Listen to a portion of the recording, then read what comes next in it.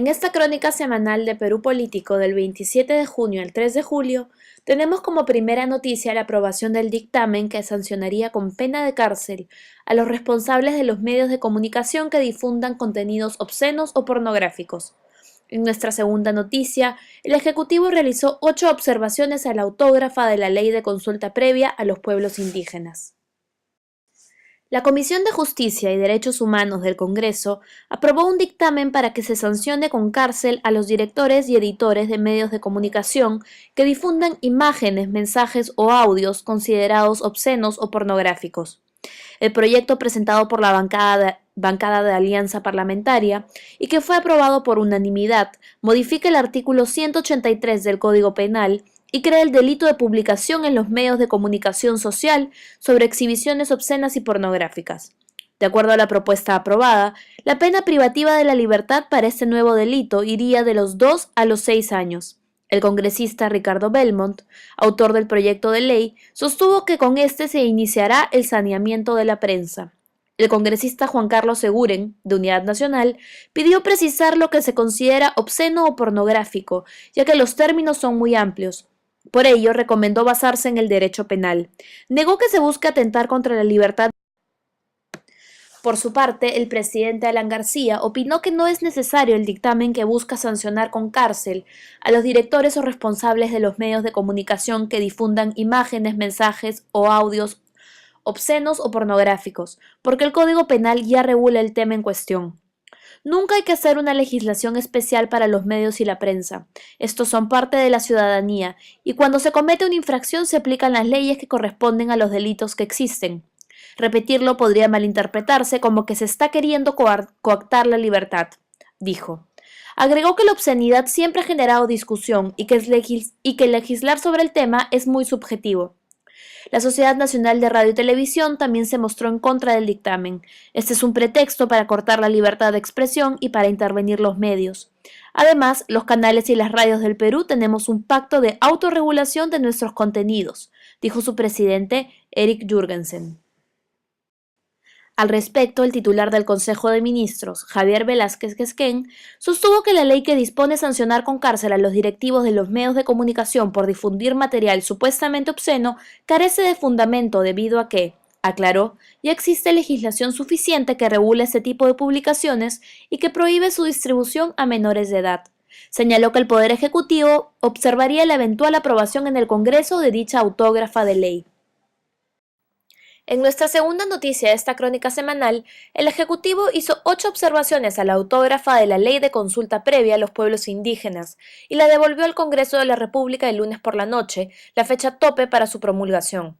El primer punto del documento consigna la necesidad de que esta ley establezca, de forma expresa, que el resultado del proceso de consulta previa no limita, suspende ni prohíbe al Estado adoptar decisiones que tengan por finalidad cautelar y garantizar el interés general de la nación, que debe primar sobre cualquier otro interés.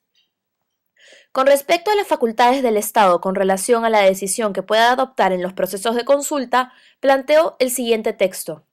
El Estado decidirá la ejecución de la medida, privilegiando el interés general y el de la nación, estableciendo la participación en los beneficios y, en su caso, la indemnización equitativa por los daños que puedan sufrir. El texto original basaba tal decisión en los puntos de vista y evaluación de los pueblos indígenas. Observa, además, que el convenio 169 de la OIT no prevé la obligación de consulta respecto de planes, programas y proyectos de desarrollo nacional y equidad, por lo que consideró innecesario que la autógrafa de ley amplíe estos aspectos. También se puso énfasis en el riesgo para el desarrollo que pueda surgir del procedimiento propuesto en la norma para identificar las medidas administrativas y legislativas a ser consultadas. Específicamente objetaron 2 palabras, bajo responsabilidad, porque implica presionar a los funcionarios de entidades estatales. Asimismo, se observó el artículo que no admite impugnación ante el Poder Judicial sobre las decisiones del Poder Ejecutivo respecto de la participación de determinados pueblos indígenas. Discrepó de la inclusión de comunidades campesinas y costeñas en la definición de los pueblos indígenas, y aquí pidió correcciones. Añadió 2 cambios. Los pueblos indígenas u originarios participan a través de sus instituciones y organizaciones representativas, elegidas conforme a sus usos y costumbres tradicionales.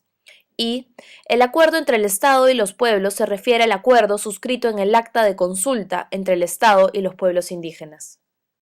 Respecto a estas modificaciones, el presidente Alan García sustentó la decisión del Ejecutivo de observar la ley de consulta previa aprobada por el Congreso, al declarar que la ley tal como ha sido planteada no establece de manera perfecta que no existe el derecho al veto, y nosotros lo que quisiéramos es que se dijera expresamente, como lo dice la Organización Internacional del Trabajo y las cartas de instrucción de la OIT, que la consulta no significa que al final sean imprescindibles el consentimiento y la voluntad del pueblo nativo de la selva para que se pueda hacer una carretera.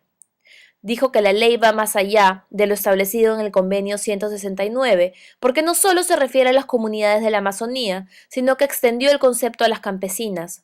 Resulta que para que pase un gaseoducto tan importante, si la reunión de comuneros decide que no hay gaseoducto, se quedó sin luz y sin electricidad Lima, se quejó. La Asociación Interétnica de Desarrollo de la Selva Peruana, AIDESEP, rechazó la decisión del Poder Ejecutivo de no aprobar la ley de consulta y advirtió que esa posición coloca al gobierno fuera del Estado de Derecho. En un comunicado, AIDESEP sostuvo que el gobierno ha tirado por la borda el amplio consenso alcanzado en el Congreso cuando se aprobó la norma que reconoce el derecho a la consulta que tienen los pueblos indígenas de acuerdo al Convenio 169 de la Organización Internacional del Trabajo, de cumplimiento obligatorio por el Perú. Asimismo, frente a las observaciones que el Ejecutivo ha hecho a la ley de consulta, el presidente de la Confederación de Comunidades Afectadas por la Minería, CONACAMI, Mario Palacios, sostuvo que estas son inconstitucionales y violan el Convenio 169 de la OIT y otros tratados internacionales. Además de violar la Constitución y los tratados internacionales, estas observaciones son un regalo para las empresas mineras y petroleras que operan en nuestros territorios y una traición para las comunidades indígenas y campesinas, expresó el dirigente nativo. Palacios también rechazó que el Ejecutivo pretenda desconocer la calidad de indígenas que tienen las comunidades campesinas. El Convenio 169 dice que solo las comunidades pueden autodefinirse indígenas. Pretender que la OMPE cumpla ese papel significa un desconocimiento de las leyes, refirió.